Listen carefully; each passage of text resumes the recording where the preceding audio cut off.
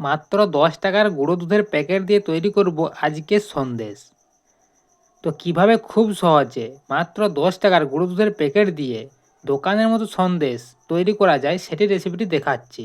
তো ভিডিওটি সম্পূর্ণ দেখতে থাকো এবং এখানে দেখো সন্দেশগুলো কত সুন্দর তৈরি হয়েছে, একেবারে দোকানের মতো এগুলো, এবং খেতে এগুলো দোকানের থেকেও ভালো লাগে।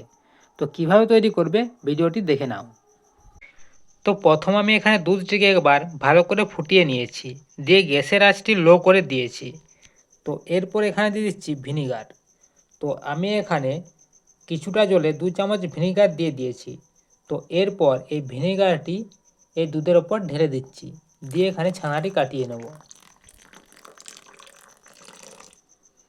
তো ভিনিগার আর জল একসাথে মেশানোটা দুধের ওপর ঢেলে দিলাম। এরপর ছানাটি তৈরি করে নিচ্ছি।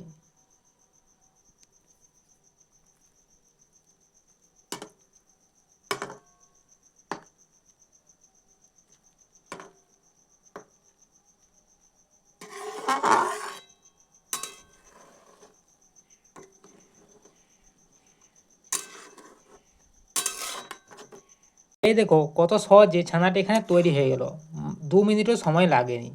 তো এরপর এই জলটি আর ছানাটি আলাদা করে নিচ্ছি প্রথমে, তারপরে ছানাটিকে ভালো করে একবার ধুয়ে নিচ্ছি যাতে ভিনিগারের গন্ধটি এই ছানাটির মধ্যে না থাকে। তো তারপর এই ছানাটিকে জল ঝরানোর জন্য রেখে দেবো, ভালো করে এই জলটি ঝরিয়ে নেব।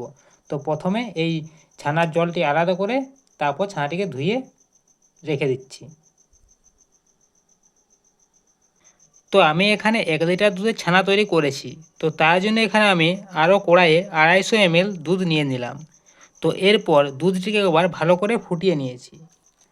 তো তারপর এখানে দিয়ে দিচ্ছি 10 টাকা দামের গুঁড়ো দুধের প্যাকেট দুটো, এই দুধের ওপর ঢেলে দিচ্ছি।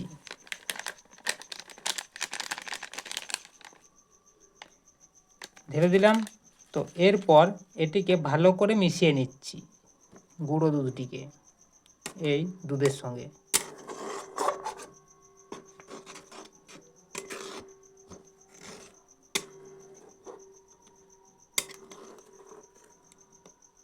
এখানে গুঁড়ো দুধটিকে ভালো করে মিশিয়ে নেওয়ার পর এরপর এখানে দিয়ে দিচ্ছি চিনি। তো আমি এখানে 150 গ্রাম চিনি দিয়ে দিচ্ছি এই দুধের মধ্যে। তো ভালো করে চিনিটিকে মিশিয়ে নিচ্ছি, মানে চিনিটিকে গলিয়ে নিচ্ছি যাতে এই দুধের সঙ্গে চিনিটি ভালো করে গুলিয়ে যায়। ততক্ষণ পর্যন্ত এই দুধটিকে আরও ফুটিয়ে নিচ্ছি। চিনিটি ভালো করে দুধের সঙ্গে গুলিয়ে যাওয়ার পর দেখো দুধটি কতটি পাতলা হয়ে গেছে। তো এরপর এই দুধটিকে এখানে ফোটাতে থাকবো এবং পুরোট করে নেব কিছুটা আরও এর থেকে। তো দেখাচ্ছি কতটি পুরোট করতে হবে দুধটিকে। তো ভিডিওটি দেখতে থাকো শেষ পর্যন্ত। ভিডিওটি যদি ভালো লাগে ভিডিওটিকে লাইক, চ্যানেলটিকে সাবস্ক্রাইব করে দেবে। তো এটিকে আরও এখানে 2 থেকে 3 মিনিট ফুটিয়ে নিচ্ছি।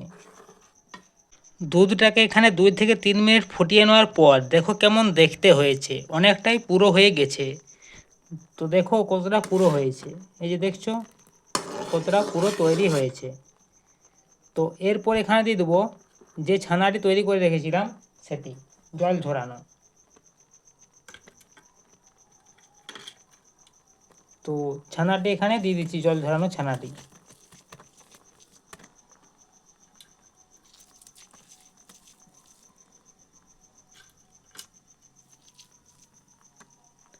তো এরপর এটিকে ভালো করে মিশিয়ে নেব।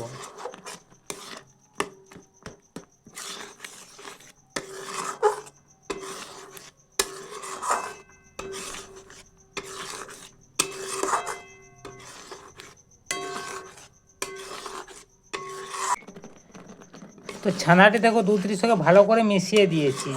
তো এরপরে এটি এখানে 5 থেকে 7 মিনিট আরও ফোটাতে থাকবো যতক্ষণ না পর্যন্ত এই দুধটি পুরোটা শুকিয়ে যাচ্ছে। তো ততক্ষণ পর্যন্ত এটিকে নেড়ে যাব আর ফুটিয়ে নেব।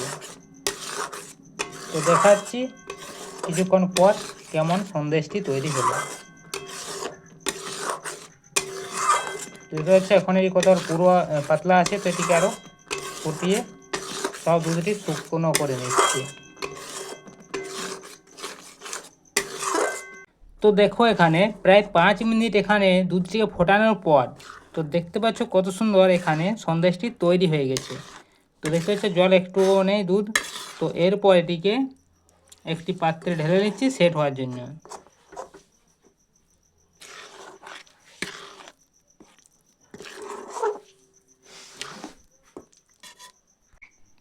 তো যে পাত্রটিতে সন্দেশটি সেট করব, তো সেটিতে কিছুটা ঘি লাগিয়ে দিয়েছি। তো এরপর সন্দেশটি দিয়ে দিচ্ছি সেট হওয়ার জন্য। যেখানে পাত্রটিতে ঢেলে দিচ্ছি।